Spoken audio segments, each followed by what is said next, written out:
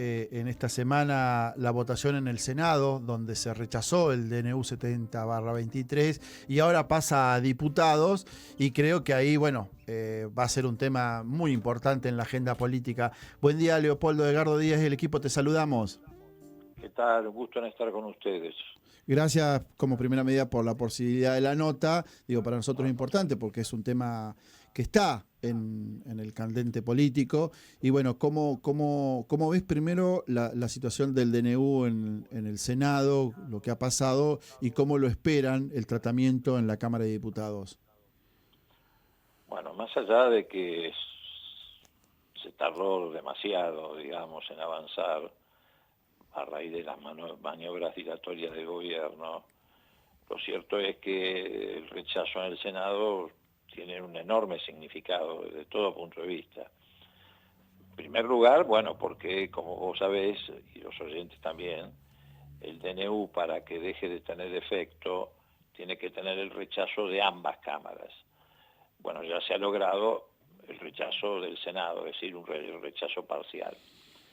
Pero además lo importante fue el carácter que tuvo la votación, es decir, fue un rechazo muy amplio, de un espectro político muy amplio. No solamente votaron por el rechazo los senadores de Unión por la Patria, sino que lo hicieron senadores de otras fuerzas políticas, del radicalismo, algunos, muy pocos, lamentablemente, de partidos provinciales de distinta gama, digamos, y distintas características. Bueno, se alcanzó 42 votos en el rechazo y solamente 25 avalando el decreto de necesidad de urgencia. Y a los 42 hay que agregarle 3 o 4, ahora no recuerdo bien, abstenciones, que también hay que computarlas como, bueno, por lo menos de no respaldo al decreto de necesidad de urgencia. Eso va a tener un efecto en el ámbito de la justicia. La justicia venía de alguna manera esperando que actuara lo que ellos denominan la política. Bueno, la política actuó, y nada más y nada menos que en el ámbito del Senado Nacional. Ya es cierto que la justicia en algunos lugares, algunos jueces federales, habían hecho lugar a demandas o cautelares que fueron suspendiendo parcialmente la aplicación del DNU.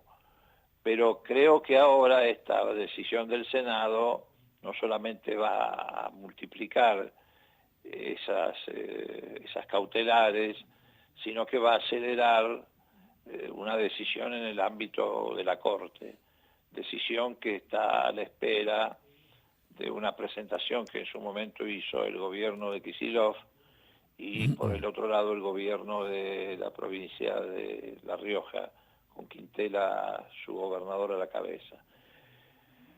Ahora bien, se ha dado una circunstancia que es muy atípica. Estos meses que transcurrieron desde el momento en que se dictó el DNU, no dejaron lugar a dudas en la población, en la sociedad, acerca del daño que el DNU estaba produciendo.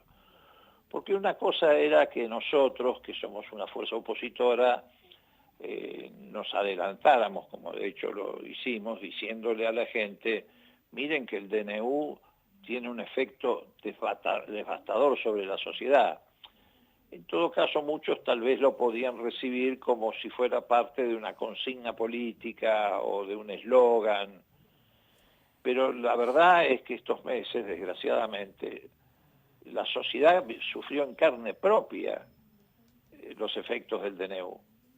Es decir, la gente pudo comprobar en su vida cotidiana cómo el DNU le estaba arruinando sus ingresos, licuando sus ingresos. Porque el DNU es lo que abrió la puerta a los aumentos inconmensurables de las cuotas de las prepagas.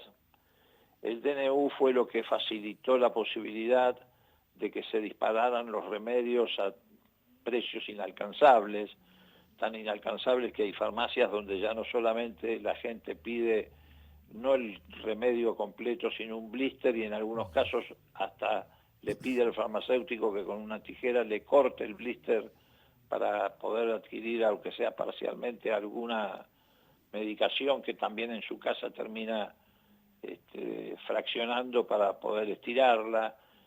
El DNU fue lo que llevó adelante los aumentos en combustibles también de manera desaforada.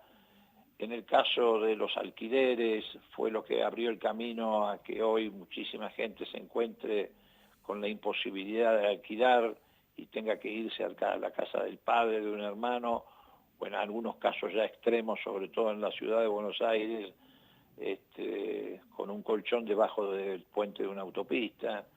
Es decir, el DNU efectivamente puso de manifiesto la peor cara de esta política económica, que es la masacre social que está produciendo en materia de ingresos. También por el DNU las tarjetas de crédito han adquirido niveles inalcanzables en materia de intereses que se aplican sobre la mora de los usuarios. Entonces eso ha impactado mucho en la dirigencia política y yo creo que fue lo que determinó esta votación aplastante que rechazó el DNU. Bueno, ahora, como vos decís, pasa a la Cámara de Diputados. La primera pregunta que surge es si se va a repetir automáticamente el mismo resultado en términos porcentuales. Bueno, todavía no hay una respuesta para esto. ¿Por qué? Primero porque la conformación de la Cámara de Diputados es diferente a la del Senado y en segundo lugar porque para llegar a esta votación hubo que atravesar enorme cantidad de obstáculos. Primero, la decisión de la presidenta del Senado de no convocar. Nosotros ya habíamos presentado por lo menos 4 o 5 notas reclamando la sesión especial para tratarlo. Y en segundo lugar, una fuertísima presión que es no visible, pero una muy fuerte presión de los grupos económicos que se benefician con esta desregulación absoluta de la economía, de los precios de la economía. Es más, un senador radical, que fue uno de los pocos que votó por el rechazo del DNU, el senador Pablo Blanco de Tierra del Fuego, denunció que la noche anterior había recibido llamadas de los grupos económicos que están instalados en esa provincia y que tienen el beneficio de la promoción industrial, que son nada más que 2 grandes grupos económicos, instándolo a votar a favor del DNU. Textualmente dijo: porque Milei nos está tratando muy bien y si votás en contra podés ser responsable de una represalia de Milei que deje miles de trabajadores en la calle en Tierra del Fuego. Efectivamente, se estaba refiriendo al grupo Mirgor, que es un grupo que tiene como principal accionista a Nicky Caputo, el primo del ministro de Economía. Bueno, esa presión de los grupos económicos se hace sentir también en el Congreso. La Asociación Empresaria Argentina, que integran el Grupo Clarín, Techin y compañía, ACHAM, que es la expresión de las compañías norteamericanas en la Argentina, la representación de las compañías norteamericanas en la Argentina, la propia Unión Industrial Argentina, que como de costumbre se pega un tiro en el pie y siempre termina apoyando políticas económicas que destruyen, aunque parezca paradójico, la industria, como lo hizo en el caso de Martínez de Oz, como lo hizo en la época de Cavallo y como lo hizo en la época de Macri, como vuelve a repetirlo ahora en esta instancia. Entonces, bueno, eso va a actuar sobre la Cámara de Diputados. Y otra cosa que el gobierno, que es muy propenso a hacer extorsiones a cielo abierto, lo ha hecho con los gobernadores reiteradamente para tratar de forzarlos a que sus diputados y senadores acompañen este decreto de necesidad y urgencia, que no solamente es inconstitucional de punta a punta, sino que, te reitero, destruye los ingresos de los argentinos, va a usar ahora también como extorsión la situación de las universidades. Las universidades están todas, la que más o la que menos, al borde del cierre o de una fuerte disminución de despliegue educativo. La que no está a punto de cerrar hacia fines de marzo, abril, por carencia de presupuesto, va a tener que por lo menos reducir la cantidad de cursadas, eliminar los cursos nocturnos, que son precisamente a donde concurren los chicos que trabajan, porque no van a poder afrontar el pago de las facturas de electricidad. Están en una situación desesperante. Bueno, ya ha habido hace unos días atrás, el 14, un paro de los gremios docentes y no docentes, en función de esta circunstancia. Entonces el gobierno va a tratar de presionar, y en este caso lo va a hacer particularmente sobre los votos de los diputados radicales, que son decisivos en la votación en la Cámara de Diputados, son 34 diputados, jugando con la zanahoria del presupuesto universitario, donde todos sabemos el radicalismo tiene una enorme gravitación. Seguramente en esta modalidad, reitero, de extorsión o chantaje a cielo abierto, van a jugar con eso. Es más, ayer o anteayer hubo declaraciones que publicó, entre otras, extensamente el diario La Nación, de Patricia Bullrich, diciendo que Lustó había votado en contra del DNU porque le sacamos, textualmente, no pongo ni una coma ni un punto de más, dijo, porque le sacamos la caja de las universidades.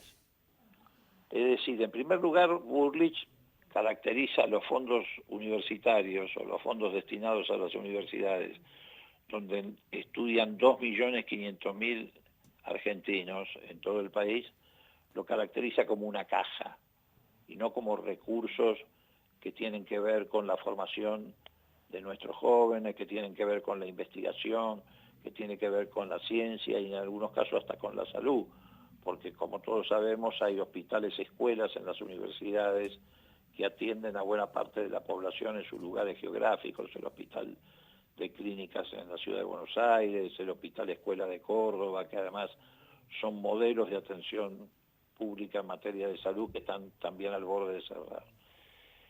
Sino que además eso lleva un mensaje implícito. ¿Cuál es el mensaje implícito? Bueno, si te doy unos fondos más para la universidad, me tenés que votar a favor del DNU. ¿Y esto qué busca? Busca, entre otras cosas, enfrentar a la comunidad universitaria con los ciudadanos que tienen que pagar, reitero, estas cuotas ridículas, inalcanzables, en las prepagas, que están obligando a millones de argentinos a tener que salirse de ese régimen de salud, o a enfrentar la comunidad universitaria con los que tenemos que pagar los aumentos de combustibles incesantes, o con los que tenemos que pagar intereses descomunales en las tarjetas de crédito.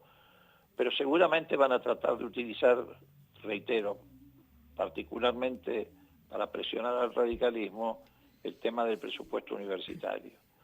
Pero yo creo que no va a dar resultado porque la comunidad universitaria es consciente de que no la tienen que enfrentar con el resto de la ciudadanía, y además porque ya no da resultado este chantaje de Milei en favor de los grandes grupos transnacionales financieros que son los que están detrás de su gobierno, como quedó de manifiesto precisamente en la votación del Senado, con los senadores de las provincias patagónicas, que votaron todos a favor de, o mejor dicho, por el rechazo del DNU, a pesar de que fueron chantajeados, insultados, estigmatizados como parte del estilo de gobierno de Milei. Leopoldo, Rubén Ferrari saluda, lo ha dicho todo, por eso no había que interrumpirlo, Leopoldo. Ahí se estaba, creo que lo había posteado en Twitter Leandro Santoro, porque ahora quieren armar una rebelión fiscal en la provincia de Buenos Aires para embromar de alguna manera al gobierno bonaerense de Kicillof y demás. ¿Esto cree usted que lo va a hacer en sintonía con el resto de las provincias donde, bueno, gobiernan los gobernadores de Unión por la Patria y demás? A ver, este es un gobierno que va a apelar a cualquier herramienta con tal de cumplir el objetivo, reitero, de saquear no solamente los bolsillos de los argentinos, sino los recursos naturales de la Argentina. ¿Por qué? Porque viene a cumplir una misión. Yo no coincido con aquellos que dicen que Milei no está dentro de sus cabales o que, digamos, tiene inestabilidad emocional o cosas por el estilo.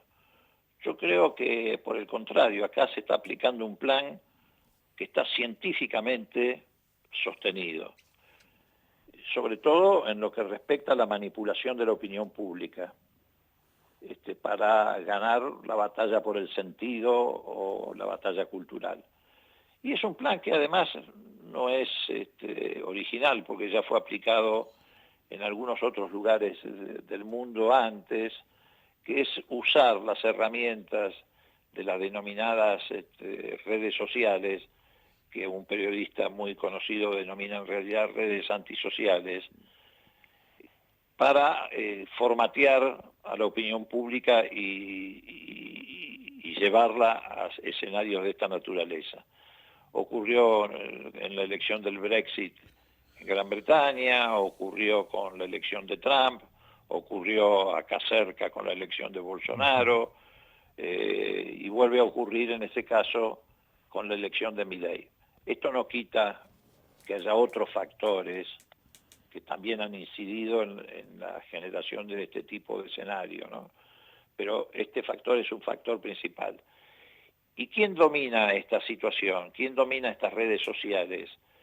Que acá estamos empezando a conocer de a poco, que es el ejército de trolls que funciona en la Casa de Gobierno, en este caso, ahora con recursos estatales. Bueno, estos llamados fondos de inversión, que son en esta fase del capitalismo los que tienen mayor poder en el mundo, ya no son ni siquiera los bancos de Wall Street, son estos fondos de inversión, a los que en Davos Milei denominó los nuevos héroes del capitalismo. BlackRock, Vanguard, Templeton, Elon Musk, que entre otras cosas es el dueño de Twitter o lo que hoy se denomina X. Bueno, estos son los que están a la espera de trasponer la frontera argentina para apropiarse de todos nuestros recursos naturales. Ahora, ¿qué tiene que ver esto con lo que estábamos conversando? Bueno, tiene mucho que ver porque generan un poder extraordinariamente importante. Un solo de estos fondos de inversión, BlackRock, por ejemplo, administra 10 billones de dólares, más que el presupuesto de Alemania o de Japón. O sea, en este caso no es tan importante a veces ir a hablar como ocurre con muchos gobiernos con Biden para ver si te dan un préstamo, sino es mucho más importante, por ejemplo, entrevistarse con el presidente de BlackRock que con el presidente de los Estados Unidos. Bueno, esto es lo que representa Milei. Y ese plan necesita pulverizar los vínculos de la sociedad, destruir el Estado y llevar a la disolución nacional. Esto, cuando lo decíamos en la campaña, parecía una exageración, pero es lo que está ocurriendo ahora. Destruyen los vínculos en la sociedad, o pretenden hacerlo, exaltando el individualismo y el sálvese quien pueda. Están destruyendo el Estado, lo están pulverizando, y están llevándonos a una pelea que casi se asemeja a la que tuvimos entre unitarios y federales en el siglo XIX. Leopoldo, ¿Por qué? Porque esa disolución nacional, esa destrucción de los vínculos y la desaparición del Estado como factor de regulación y de equilibrio en la sociedad es lo que le abre el camino para entrar y transformarnos en una colonia, lisa y llanamente en una colonia, y apropiarse de los recursos naturales, litio, petróleo, gas, que es el gran objetivo de estos fondos de inversión. Entonces me parece que hay que tener conciencia de la pelea que estamos librando, porque en definitiva es una pelea por la subsistencia de la patria, nada más y nada menos, ¿no? Leopoldo, ¿tienen fecha de tratamiento en la Cámara aproximado? No hay fecha de tratamiento. El oficialismo naturalmente va a tratar de estirarlo todo lo que pueda, porque mientras tanto el DNU sigue vigente y siguen utilizándolo para todos estos atropellos, latrocinios, para seguir licuando el ingreso de los jubilados, de los trabajadores, etcétera. Y nosotros, bueno, vamos a tener que elegir el momento propicio cuando tengamos una relativa certeza de que reunimos el número necesario para rechazarlo. Bien, bien decía Rubén, fuiste muy claro en los conceptos. Ojalá podamos, previo al tratamiento, hay que ver los tiempos, te podamos tener por la ciudad de Mar del Plata para que estos conceptos que nos has vertido en la radio los pueda hacer también con los amigos, con los compañeros de militancia y con la ciudadanía de Mar del Plata también, que es importante para nosotros. Tus conceptos, las veces que has venido a Mar del Plata, realmente la convocatoria ha sido muy importante. Decirte que, bueno, junto con la compañera Valeria Crespo, desde el Consejo Deliberante se está trabajando y mucho respecto a defender los derechos de los marplatenses, los batanenses, los bonaerenses. Y bueno, me parece que es importante que en algún momento que de tu agenda te puedas hacer unos minutitos y acercarte por Mar del Plata junto con Chucho, con los demás compañeros, poder generar algo interesante y poder seguir trabajando este tema y atento a lo que va a ser el tratamiento en la Cámara de Diputados, ¿sí, Leopoldo? Así que la invitación está hecha, ojalá te puedas pronto acercar por la ciudad y podamos seguir trabajando en estos temas en conjunto, ¿sí? No, con todo gusto, apenas tenga la oportunidad de hacerlo, lo voy a hacer, porque además siempre para mí ha sido una enorme satisfacción reunirme con todos ustedes, con los que acabas de nombrar y muchos otros más. Y además porque, bueno, creo que hay que tener conciencia de que esta batalla que se está librando, que reitero, es una batalla en defensa de la sociedad, de los sectores medios de la sociedad, también de los más vulnerables, por supuesto, pero en esta etapa los que van a sufrir más las consecuencias de esta política que se está llevando adelante son los sectores medios. Lamentablemente uno no está en condiciones de dar buenas noticias en el corto plazo. Ahora viene una segunda etapa del ajuste que va a ser no solamente en los salarios, sino directamente ya en la destrucción de puestos de trabajo. Va a haber una oleada de despidos inevitablemente. Y además, bueno, también vuelvo a sumar el tema de las universidades públicas. La vez pasada le decía a Fernanda Raberta, que también me interesaba incursionar por la Universidad de Mar del Plata, porque seguramente en los próximos días, en las próximas semanas, se van a enfrentar los claustros de la universidad a una situación muy compleja. Así que bueno, en cuanto tenga una oportunidad voy a ir con todo gusto como lo he hecho siempre. Así que aprovecho también para mandarles un gran abrazo. Bueno, un abrazo grande, te esperamos por Mar del Plata, hablaremos con la compañera Fernanda para poder generar algo en el marco universitario y bueno, y seguir trabajando juntos. Gracias, Leopoldo, por la nota y sabés que siempre el micrófono de Propuesta Joven de Radio Éter a disposición, ¿sí? Un abrazo grande. Gracias a ustedes, que les vaya muy bien. Gracias. Bueno.